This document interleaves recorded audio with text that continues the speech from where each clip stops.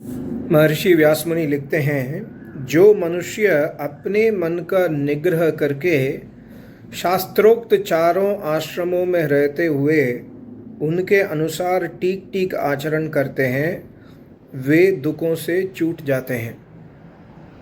जो दंभ युक्त आचरण नहीं करते, जिनकी जीविका नियम अनुकूल चलती है और जो विषयों की बढ़ती हुई इच्छा को रोक लेते हैं, वे दुख सागर को लांघ जाते हैं। दंभ युक्त मतलब हिपोक्रिटिक, पागलपन। जो दूसरों के बुरा भला कहने पर भी स्वयं उन्हें उत्तर नहीं देते, इतनी इंपॉर्टेंट क्वालिटी है। जो दूसरों के बुरा भला कहने पर भी स्वयं उन्हें उत्तर नहीं देते, मार खाकर भी किसी को मारते नहीं, स्वयं दान देते हैं परंतु किसी से मांगते नहीं, वे भी भीषण कष्टों से पार हो जाते हैं। जो प्रतिदिन सत्कार पूर्वक अतिथियों को अपने घर में ठहराते हैं, अतिथि का अर्थ है यहाँ पर वेद विद्वान आचार्य। जो प्रतिदिन सत्कार पूर्वक अतिथियों को अपने घर में ठहराते हैं,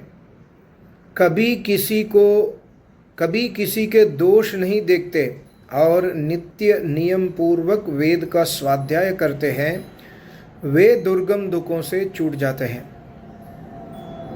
जो धर्मज्ञ पुरुष सदा माता पिता की सेवा में लगे रहते हैं, जो धर्मज्ञ पुरुष सदा माता पिता की सेवा में लगे रहते हैं और केवल विचारों की दुनिया में नहीं रहते, वे सभी कष्टों को लांघ जाते हैं। जो मन वचन और कर्म से कभी पाप नहीं करते, जो मन वचन कर्म से कभी पाप नहीं करते और किसी भी प्राणी को कष्ट नहीं पहुंचाते, वे भी दुखों के पार हो जाते हैं।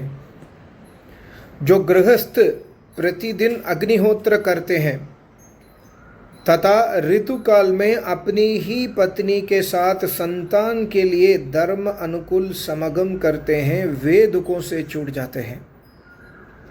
जो लोग प्राण जाने का अवसर उपस्थित होने पर भी सत्य बोलना नहीं छोड़ते, प्राण जाने का अवसर उपस्थित होने पर भी सत्य बोलना नहीं छोड़ते, वे समस्त प्राणियों के विश्वास पात्र बने रहकर सभी दुखों को लांघ जाते हैं। जिनके शुभ कर्म दिखावे के लिए नहीं होते, जिनके शुभ कर्म दिखावे के लिए नहीं होते, जो सदा मधुर वचन बोलते हैं तथा जिनका धन सत्कर्मों में व्यय होते हैं, वे भीषण कष्टों से पार हो जाते हैं। जो तप करते कुमार अवस्था से ही ब्रह्मचार्य पालन में तत्पर रहते और विद्या तथा वेदों के अध्ययन संबंधी व्रत को पूर्ण करके स्नातक बनते हैं, वे दुर्गम विपत्तियों से छुटकारा पा जाते हैं। जो ईर्ष्यावश दूसरों की संपत्ति से जलते नहीं हैं और ग्राम्य विषय भोगों से निवृत्त हो गए हैं, वे मनुष्य में श्रेष्ठ साधु पुरुष दुस्तर विपत्ति से छुटकारा पा जाते हैं। जो दूसरों से सम्मान नहीं चाहते, जो स्वयं ही दूसरों का सम्मान करते हैं तथा सम्माननीय जनों को नमस्कार करते हैं, वे भीषण कष्टों से छूट जाते हैं।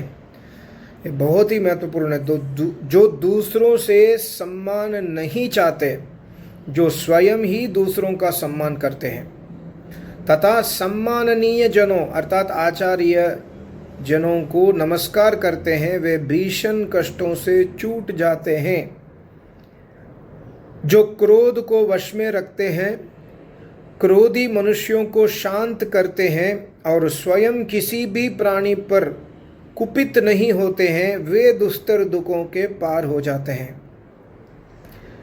जिनका भोजन स्वाद के लिए न होकर, बहुत इंपॉर्टेंट है, जिनका भोजन स्वाद के लिए न होकर जीवन यात्रा के निर्वाह के लिए होता है, जो विषय वासना की तृप्ति के लिए नहीं परंतु संतान की इच्छा से मैथुन में प्रवृत्त होते हैं और जिनकी वाणी केवल सत्य बोलने के लिए है, वे समस्त दुखों से छूट जाते हैं।